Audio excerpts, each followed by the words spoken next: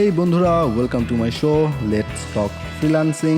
আমি শাহানাম হোসেন আছি আপনাদের সাথে, যেখানে আমরা কথা বলবো ফ্রিল্যান্সিংয়ের টিপস, ট্রিক্স এবং ক্যারিয়ার গাইডলাইন নিয়ে।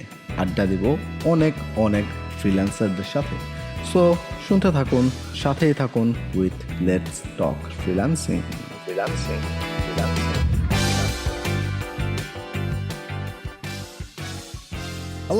হ্যালো বন্ধুরা, welcome to the very first episode of let's talk freelancing. আজকের এপিসোডে আমরা কথা বলবো a little about myself.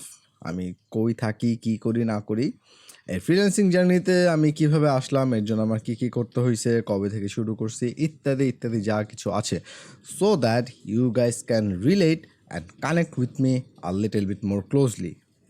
So without any further do, let's dive in to the main episode. Well, first of all, আমি Shahanam Hossain Jilan, born and raised in Dhaka. ছোটোবেলায় ideal school and কলেজে পড়ছি রামপুরা শাখায়।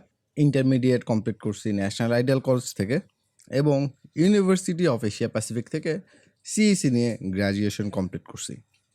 ইন দ্য মিন টাইম, আমি যখন third ইয়ারে পড়ি তখন থেকেই আমার ফ্রিল্যান্সিং জার্নিটা আমি শুরু করি as a podcast, audio and video editor. Yeah I know, অনেকেই প্রশ্নটা করে যে ভাই, তুমি সিইসি পড়ছো, তাহলে পডকাস্ট বা অডিও বা ভিডিও এডিটিং কেন করতেছো? সেই স্টোরিটাও বলবো এই এপিসোডে, ইনশাল্লাহ সাথে থাকবেন। তবে চলেন একটু প্রথম থেকে শুরু করা যাক। তো ছোটোবেলা থেকেই আমার মোটামুটি এই অনলাইনে কাজ করা নিয়ে বেশ ভালো লাগতো। আমার মনে আছে, আমি যখন ইন্টার সেকেন্ড ইয়ারে পড়ি তখন আমি আমেরিকান ডিভির একটা কাজ করছিলাম, অ্যান্ড আই স্টিল রিমেম্বার সেখানে আমি 17 দিন কাজ করছি। অ্যান্ড ব্যাক ইন 2012 or 13 আমি সেই 17 দিনে 13,000 টাকা পেমেন্ট পাইছিলাম, which was huge for me. And এরপর থেকে আরও খুঁটিনাটি ছোটোখাটো যদি কোনো কাজের সন্ধান পাইতাম, আমার ফ্রেন্ডসরা বা বড় ভাইরা যদি কোনো কাজ বলতো যে হ্যাঁ এরকম ছোটোখাটো কাজ আছে, সেগুলো আমি খুশি মনে করে ফেলতাম বা করার চেষ্টা করতাম। এবং তখন থেকে আমি মোটামুটি এই ফ্রিল্যান্সিং সম্পর্কে একটু জানি, কাজ আমার কাজিনরা যারা অ্যাব্রোডে আছে তারা অলরেডি অনেক আগে থেকে ফ্রিল্যান্সিং করে, তো সেখান থেকে আমার ছোটোখাটো একটা আইডিয়া ছিল। তারপর আমি যখন ইউনিভার্সিটিতে পড়ি তখন আমার ফ্রিল্যান্সিংয়ের যে গুরু শশী ভাই, আসসালামু আলাইকুম, শশী ভাইয়ের সাথে আমি 1 বছর বা 1.5 বছর একটা অডিও প্রজেক্টে কাজ করি এবং সেখান থেকেই আমার এই পডকাস্ট এডিটিংয়ের জার্নি শুরু হয়। তবে এর মাঝেও কিছু কাহিনী আছে। সেটা হলো, যদিও আমি সাকসেসফুলি আপওয়ার্কে 2017 থেকে পডকাস্ট এডিটিং শুরু করি, বাট এর আগেও কিন্তু আমি একবার ট্রাই করছিলাম এবং তখন কিন্তু আমি ফেল করছি। তো প্রথমবার 2014 সালে আমি যেহেতু সিইসি পড়তেছি, আমার ওয়েব ডিজাইনিং আর ডেভেলপিং নিয়ে মোটামুটি একটা আইডিয়া ছিল, তখন বেশ কিছু প্রজেক্টও কাজ করতেছিলাম। তো আমি ভাবলাম যে ঠিক আছে, যেহেতু ওয়েব ডিজাইনিং করতেছি, আমি ওয়েব ডিজাইনার হিসাবেই আপওয়ার্কে একটা অ্যাকাউন্ট খুলি এবং দেখি কাজ বের করার ট্রাই করি। But I was so noob, so amateur, so patientless যে আমি জাস্ট 3-4 মাস ট্রাই করার পর দেখি যে না, এখানে আমার কিচ্ছু হবে না, কারণ আমি এতটাই আনপ্রফেশনাল আর এতটা নিউবি ছিলাম, আর কম্পিটিশন এত বেশি যে সেখানে আমি টিকা থাকতে পারিনি। সো আমি 3-4 মাস ট্রাই করার পর চেষ্টা করা ছেড়ে দিই। তো এরপর কয়েক বছর এভাবে গেল, ছোটোখাটো কিছু কাজ পাইলে করতাম, না পাইলে করতাম না।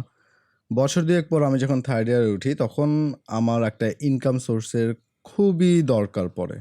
টু বি ফ্র্যাঙ্ক, তখন আমার আর্থিক সচ্ছলতা খুব বেশি ভালো ছিল না।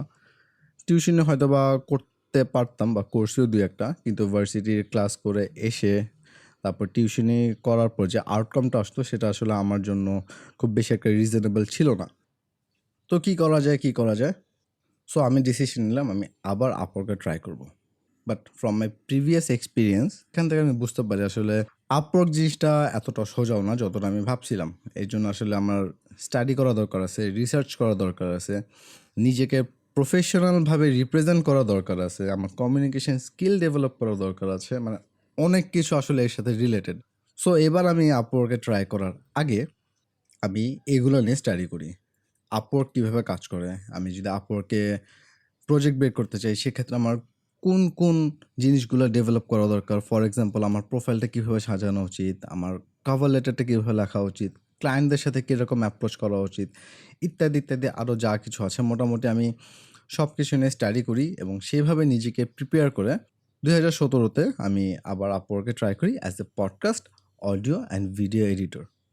আগেরবার আমি 6 মাস ট্রাই করার পরে কোনো প্রজেক্ট বের করতে পারিনি, বাট সেকেন্ড টাইম যখন আমি নিজেকে একটু প্রিপেয়ার করে আপওয়ার্কে ট্রাই করি, আল্লাহর রহমতে আমি 2 মাসের মধ্যে আমার প্রথম প্রজেক্টটা বের করে ফেলি। আবারও আল্লাহর রহমতে এখন পর্যন্ত আমি কাজ করে যাচ্ছি। নাও ব্যাক ইন দ্য স্টোরি, যে তুমি সিইসি পড়ে অডিও এডিটর হিসেবে কাজ করতেছো। এটা যদি বলি, আসলে সিইসি পড়তে পড়তে আমি প্রথমে ওয়েব ডিজাইনিং অ্যান্ড ডেভেলপার হিসেবে চেষ্টা করছিলাম, বাট আমি কিন্তু তখন পারিনি। তো এরপরে ওই শশী ভাইয়ের সাথে কাজ করতে করতে দেখলাম যে আমার এই অডিও এডিটিংয়ে একটা এক্সপার্টিস চলে আসছে। আবার মিন টাইমে এই 17 সালে আমি যখন এসে সাকসেসফুলি আমার আপওয়ার্কে একটা প্রজেক্ট বের করে ফেললাম, এবং যখন অডিও এডিটর হিসেবেই আমি কাজ করা শুরু করলাম, সেখান থেকে আমি কাঁচা পয়সা পাওয়া শুরু করলাম, অবভিয়াসলি ডলারে পয়সা পাওয়া শুরু করলাম। সো আমি মজা পেয়ে গেলাম। তো তখন আসলে ফোকাসটা আমার সেই প্রোগ্রামিংয়ের দিক থেকে সরে এসে এই অডিও এডিটিংয়ের ভিতরেই বেশি আসলো, which was a mistake, now I realise. But আলহামদুলিল্লাহ, যা হচ্ছে ভালোই হচ্ছে। সো এটা ছিল আমার স্টোরি, যে সিইসি পরে যখন অনেকে প্রশ্ন করে যে তুমি সিইসি পরে কেন পডকাস্ট এডিটিং করতেছো, আসলে আমার তখন কিছু করার ছিল না, আমার ইনকাম সোর্স জেনারেট করা দরকার ছিল। আর এই পডকাস্ট রিডিংটা আমার জন্য খুবই ভালো একটা ইনকাম সোর্স ছিল। স্পেশালি একজন স্টুডেন্ট হিসাবে 20-30 ঘন্টা কাজ করলে আমার যে একটা পেমেন্ট চলে আসতো, হুইচ ওয়াজ গ্রেট। মানে আমার জন্য তখন এটা খুবই খুবই খুবই ভালো ছিল। সো আস্তে আস্তে আমার ফোকাসটা এখানে চলে আসলো, কাজ করলাম, টপ রেটেড হইলাম, এবং এখন পর্যন্ত কাজ করতেছি, চলে যাচ্ছে মোটামুটি। বাট বাট এখানে নতুন যারা ইয়াংস্টার কেউ যদি শুনে থাকেন এই পডকাস্টটা, আমি বলবো যে পডকাস্ট এডিটিংয়ের থেকে প্রোগ্রামিং বা সফটওয়্যার ডেভেলপিং কিন্তু অনেক ভ্যালুয়েবল একটা কাজ। আমি পডকাস্ট এডিটিং করে 1 ঘন্টায় যা আর্ন করি, আপনারা যদি নিজেকে একদম সেরকম প্রফেশনাল সফটওয়্যার ডেভেলপার বা ওয়েব ডেভেলপার হিসাবে প্রুভ করতে পারেন, আপনারা আমার থেকে কয়েক গুণ বেশি আর্ন করতে পারবেন। সো দেখা যাচ্ছে আমার মতো ঠেকায় পড়ে বা বা অবস্থার চাপে পড়ে হুটহাট একটা ডিসিশন নেবেন না। Take your time and make a wise decision. So this was my story. আর কি বলবো বুঝতেছি না। তো আজকে এতটুকুই থাক। পরের এপিসোডে আমরা কথা বলবো এই 2024 সালে এসে আমি যদি নতুনভাবে ফ্রিল্যান্সিং করতে চাইতাম তাহলে আমি কি কি করতাম। তো তোমরা যারা ফ্রিল্যান্সিং করতে চাচ্ছ বা ফ্রিল্যান্সিং সম্পর্কে ইন্টারেস্টেড আছো, সেই এপিসোডটা অবশ্যই শুনবা, because that is gonna be very informative for all of you guys.